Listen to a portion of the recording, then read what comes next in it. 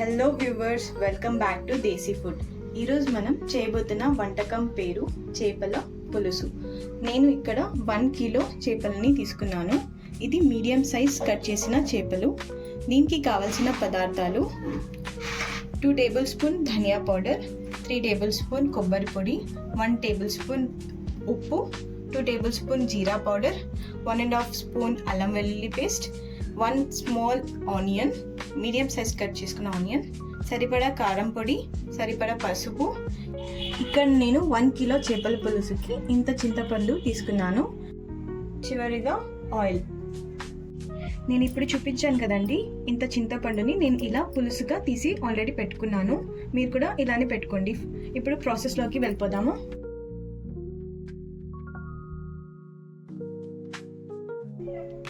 ఇప్పుడు దీంట్లో ఆయిల్ వేసుకున్నామండి. 20 స్పూన్తో 2.5 నేను వేసుకున్నానండి ఆయిల్.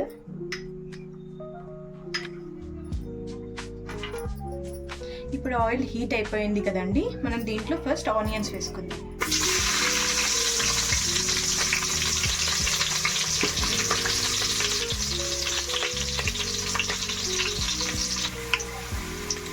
సో ఇప్పుడు ఆనియన్స్ బ్రౌన్ వచ్చిన తర్వాత మనం అల్లం వెల్లుల్లి పేస్ట్ని వేసుకోవాలి.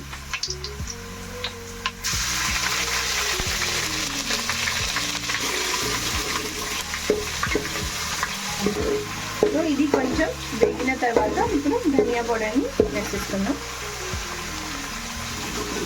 ఇది బాగా కలుపుకోవాలండి, కింద తగలకుండా చూసుకోవాలి.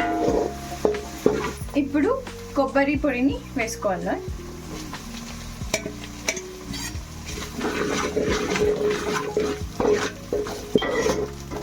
సో దీని తర్వాత ఇప్పుడు ఇది నేను ముందుగానే మీకు వీడియోలో చేసి చూపించాను కదండి, ఆ పౌడర్ జీరా, కరివేపాకు అండ్ ధనియా పౌడర్ కలిపిన పౌడర్ ఇప్పుడు దీంట్లో మనం వేసుకుందాం.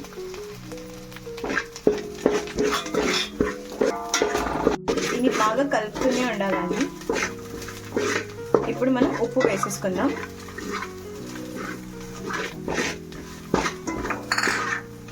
తర్వాత తీసుకున్న పసుపు,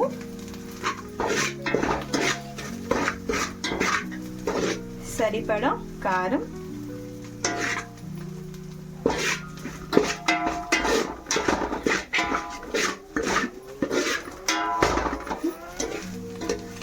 సో ఇప్పుడు ముందుగానే తయారు చేసి పెట్టుకున్న చింతపండుని దీంట్లో వేసేసుకుందాం. చింతపండు పులుసు స్టార్టింగ్లో నేను హాఫ్ ఆనియన్ని వేసుకున్నానండి. ఇప్పుడు మిగిలిన ఇంకో హాఫ్ ఆనియన్ని కూడా వేసేసుకున్నాను.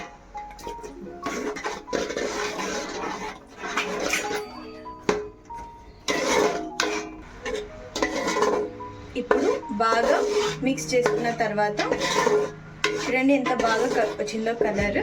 ఇప్పుడు మనం దీంట్లో వాటర్ యాడ్ చేసుకుందాం.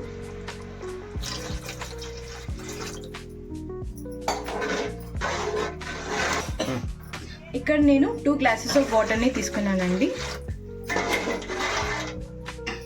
ఇప్పుడు దీన్ని ఒక 15 మినిట్స్ బాగా మరగనిస్తాం. సో ఇప్పుడు 15 మినిట్స్ అయిపోయింది కదండి, మనం తీసి చూద్దాం. చూడండి ఎంత బాగా కలర్ఫుల్, అంత పచ్చివాసన వెళ్ళిపోయి బాగా ఉడికిపోయింది. ఆ ఫ్లేవర్, ఆ స్మెల్ ఆల్రెడీ వచ్చేస్తుంది.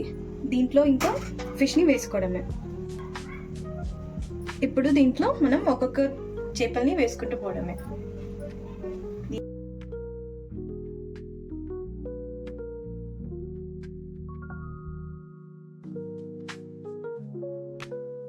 ఇప్పుడు బాగా దీన్ని కలుపుకోండి. చేపలన్నీ బాగా మునిగేంత వరకు కలుపుకొని ఆ మసాలా అంతా చేపల్లోకి వెళ్ళేంత వరకు బాగా మిక్స్ చేసుకోండి. ఇప్పుడు దీన్ని మనం మూత పెట్టేసుకుందాం ఒక 10 మినిట్స్ అండి. సో ఇప్పుడు 10 మినిట్స్ అయిపోయిందండి. ఇప్పుడు మనం తీసి చూసుకుందాం ఉడికిపోయిందో లేదో. సూపర్గా ఉందండి స్మెల్ అయితే. మీరు కూడా తప్పకుండా ఒకసారి ట్రై చేసి చూడండి. నేను తీసుకున్న క్వాంటిటీలోనే మీరు కూడా ట్రై చేయండి, చాలా బాగా ఉంటుంది టేస్ట్. ఆల్రెడీ నాకైతే స్మెల్ చాలా బాగా వస్తుంది, మీరు కూడా ట్రై చేయండి. అంతే అండి, ఎంతో రుచికరమైన మన ఫిష్ కర్రీ తినడానికి రెడీ. ఈ వీడియో మీకు నచ్చినట్లయితే లైక్, షేర్ అండ్ సబ్స్క్రైబ్ చేయండి. Thanks for watching. Stay tune for more videos.